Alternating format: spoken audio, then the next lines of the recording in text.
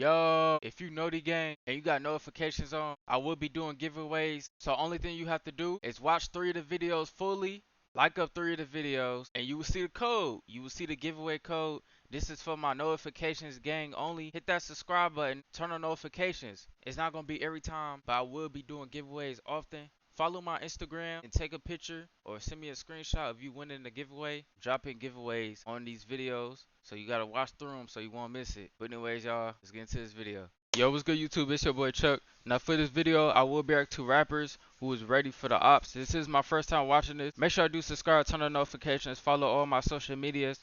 That's at the top of this video. But anyways, y'all, let's get into it. All rappers can get wild, Oh, they got Lil Tjay as the first one. Or probably not.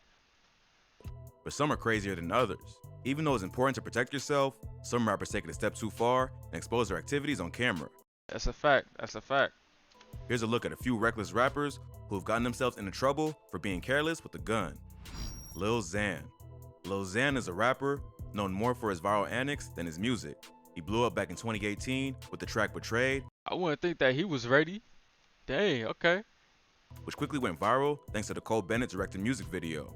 But his sudden rise to fame also came with a lot of negativity and hate from critics and fans who felt that he didn't truly respect hip-hop culture.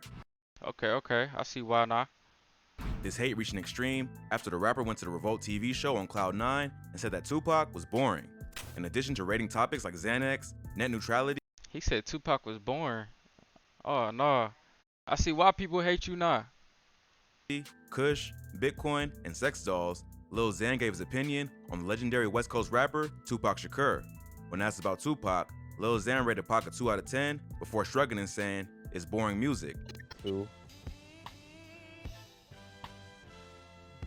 It's boring music. Revolt even had to put up a disclaimer to say that the views and opinions expressed in the video are those of Lil Xan only, so they wouldn't catch any heat on his behalf. The backlash from Lil Xan's comments was pretty immediate. Hip-hop media outlets like Hot 97 and The Breakfast Club clowned the rapper for his opinion. Comedian Michael Rappaport jumped into the conversation to trash the mumble rapper. Some whack-ass, non-rapping rapper I'm dead that he recorded this. named Little Xan, Little Xanax, some pill-popping motherfucker, face-tattooed cornball, no skill, no talent motherfucker said that Tupac's music wasn't interesting. And Waka Flocka Flame even said that Lil Xan was officially banned from hip-hop over the You see why people hate you, man, because you said that. Tupac comments. Some younger rappers stood up for Lil Xan and said that they never really listened to Tupac that much either because it was before their time, but no one actually went as far as calling the legend boring. The video instantly went viral and Lil Xan caught a lot of hate. It got so bad that at one point, Xan had to be saved by police after being attacked by a mob of angry Tupac fans at a Del Taco in the city of Redlands where he grew up. In a video recorded during the incident, Lil Xan said that the media had twisted his words and that he actually believes Tupac is a legend. For real, I gotta say something. The media twisted my words. I think Tupac is a legend. Tupac is definitely a legend. But it's hard to say that the media twisted his words when all they asked him to do was give his opinion. That's what I'm saying. He just said that Tupac music is boring. Now you trying to switch it up because everybody after him now. He probably just wasn't aware of the backlash he would get for answering honestly. It got so bad that Lil Xan eventually admitted that it was messing with his mental health. He put out a message on his Instagram story that said, "Mentally not okay. Please pray for me," with a broken heart emoji before deleting his social media. After that, the rapper dropped off the music scene for a while and it seemed like he was dealing with personal issues. Then, in 2019, TMZ released a video of the rapper getting into a fight with someone who was harassing him in the parking lot of a gas station. It's not clear what started the fight because the video begins while they're already arguing, but the dude recording the video calls Xan a little You a from the guy, hey, yo, bro. Hey, look at this little homie. Xan starts yelling back, and the guy just tells him to do something then, homie. Do something then, dog. What the you want, bro? Hey, homie. Get the out. At one point, the guy just says, "Y'all see this shit, right? Look at Lil Xan pulling a gun right now." Get out. Man, Get the God, this fuck out. Hey, y'all see this shit, right? Look at little Xan pulling a gun right now. Xan was on his way back to his car, but stops to turn around and answer the dude. Sure enough, Lil Xan has a gun in his hand, and he starts pointing it in the guy's direction while telling him to get out. The guy clearly isn't that scared because he just says, "Hey, pull that shit out again, homie." Look at this motherfucker. Hey, pull that shit out again, homie. As Lil Xan is getting back in the car, Xan waves the gun back at him from inside the car and calls the guy but doesn't actually do anything intimidating, and eventually the video just ends. The man recording the video was named Anthony Sanchez and had confronted the rapper over his comments about Tupac. See? Can't talk about Tupac like that, man. Tupac is a legend. He a GOAT. You say his music not entertaining, not people after you. Now he got to pull out guns on everybody. No, that was crazy though. I didn't even know he had one.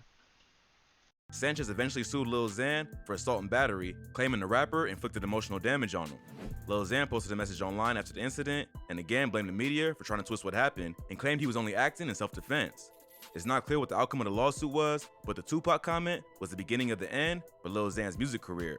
Although he occasionally makes headlines for something crazy like this, the rest of his music can never quite live up to the hype of his breakout single. But if you thought that was crazy, this next rapper pulled out a pistol during a radio interview and pointed it at the host.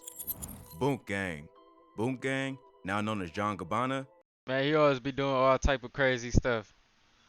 is a rapper and internet celebrity who got famous for being reckless. Before venturing into Facts. music, the rapper built a massive social media following by going into stores and pretending to purchase an item, only to run away without paying, screaming his signature catchphrase, Boonk Gang, whole lot of gang shit.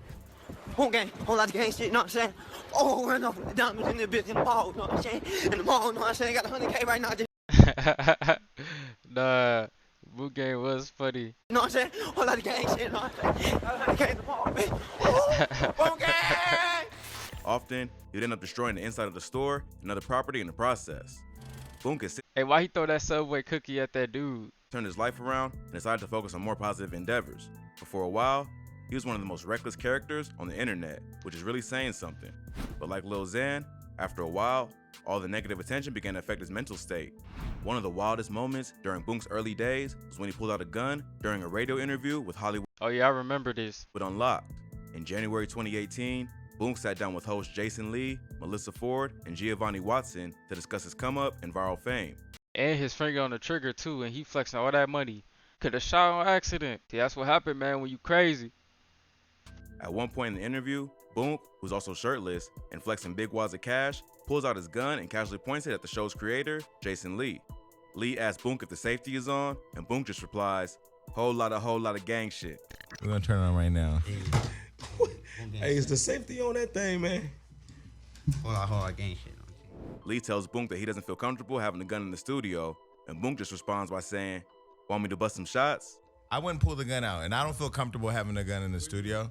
So you could put it. Want to bust some shots? No, not in here. Do, 5. Boonk tells Lee, I'm not gonna shoot you, but points the gun directly at him, which Lee clearly doesn't appreciate. Boonk eventually puts the gun down and continues on with the interview, but the hosts are clearly pretty uncomfortable and don't know exactly what to do. At that point, Boonk was just a professional meme, so he could afford to wild out even more than the rappers because his entire brand was based on being unpredictable and out of control. But Boonk's wild behavior would have plenty of negative consequences as well. During his come-up, he would be arrested twice within a period of 2 months, end up in the hospital after getting shot, and show up at a no-jumper live stream so messed up on drugs that he could barely speak. Dang, he got shot. I didn't even know that. But after hitting rock bottom, Boonk decided to change his life and focus on more positive endeavors. He's Okay. given up his career as a social media personality That's and good, that's allegedly good. become a bricklayer for his uncle's pool company. Pretty wild change for someone who acquired over 5 million followers I'm dead. by committing theft. He stole the hot and ready box. Hey, the worker laughing himself. I see his face in the orange shirt. He laughing. He probably already know who Boonk is, but just going to Little Caesar stealing the pizza is funny. And vandalism for clout. But it seems like he's in a much better mental state and no longer putting himself in life-threatening situations just to please the internet. But if you thought that was crazy, this next rapper and his crew pulled a gun on a security guard after his Range Rover was damaged. Lil Tjay. Look, TJ. Lil Tjay is one of the hottest drill rappers from the Bronx. That's crazy. What did he do? What did Lil TJ do, man? He's known for his auto-tune singing style and was called the Bronx Justin Bieber in his neighborhood because of his sound. But just because Lil Tjay knows how to make an emotional track doesn't mean he's one to play with. A security guard who allegedly damaged the rapper's Range Rover had to learn that lesson the hard way. In an Instagram live video session back in I think this is a security guard or a police officer. I think he threw something at the Bentley. The TJ people was tripping because, you feel me, that's a whole Bentley truck. You know what I'm saying? That car ain't cheap. In July 2020, the rapper filmed his friends get into an altercation with a security guard outside of a building. One of his boys is shirtless and keeps taunting the guard, who's clearly getting fed up with the disrespect. Lil Tjay eventually flips the camera around to show himself with the whole crew, showing about 8 to 10 dudes standing around a white Range Rover. At one point, the security guard has had enough and launches a big metal sign at the dude he was arguing with. The sign misses the target, but hits TJ's white Range Rover and then smashes into the car in front of it. TJ can be heard screaming, "We got poles too," as the rest of his crew circles around the security guard. Chill out here, we got pose too. Then, they notice that there's some damage done to the car, which is when they really start bugging out. TJ also tells his friend to chill out because they're on live. Yo, Oof, yo, chill out more live, Oof. You don't want to have to blow his shit up on the live. But his homies keep circling around the security guard and push him deeper and deeper into the corner. At one point, you can even see one of his friends with a gun in his hand as he struggles to put it back in the pocket of his sweatpants. TJ can be heard laughing throughout the whole scene. He even says, "You see, this is why you don't f with gang in them. We don't play. You'll never know the side of us, bro." See, this is why you don't f with gang them, man. We don't play, man. Don't never know the side of us, bro. He then switches the view of the camera back on himself and says, "But I'ma just chill out and not show y'all that," before ending the video. But I'ma just chill out and never show y'all that. Chill. To be continued. I'm dead. It's not entirely clear what the security guard did to piss off TJ and his crew. They probably got into an argument over something petty, and they felt like they could mess with him because they outnumbered him 10-1. But the security guard didn't back down even after a gun was pulled, which is why the situation kept getting crazier.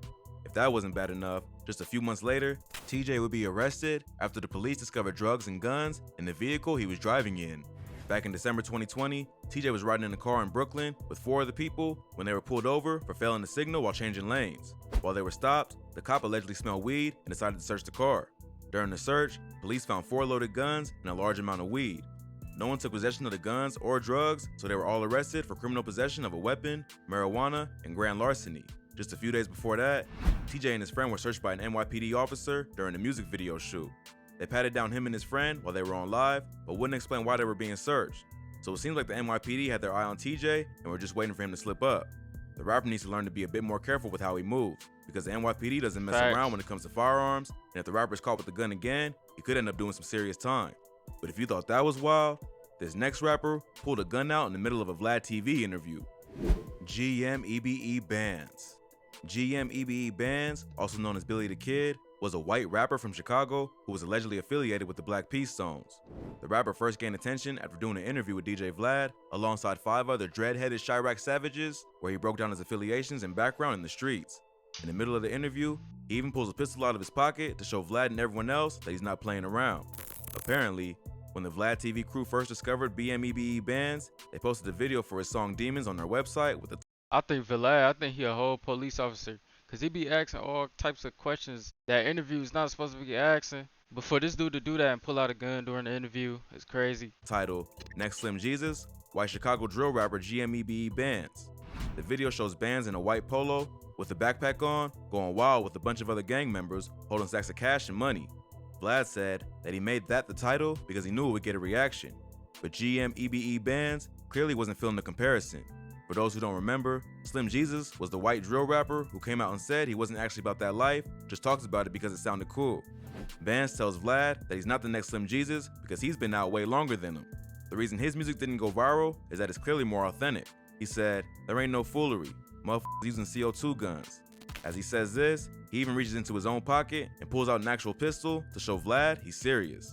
His friends just laugh as he sticks the gun back into his pocket, and Vlad continues on with the interview like nothing happened. I ain't blow up because my shit look real and authentic. Not no foolery. Motherfuckers using CO2 guns and shit, boy. Nah, man. Nah.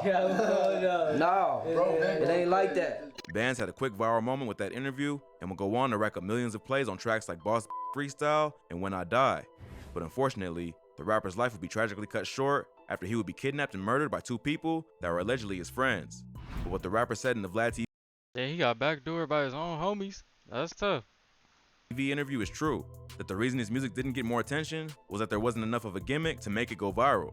He had a tight flow and more authentic story that made His friends probably got paid a lot of money for them to do that. music genuine and heartfelt. But unfortunately, he never made it far enough to leave the streets behind for good. If you thought this video was crazy, make sure to subscribe, turn on notifications, follow all my social medias. That's at the top of this video. Appreciate all the support, y'all. We're going crazy this year. But anyways, y'all, I'm out.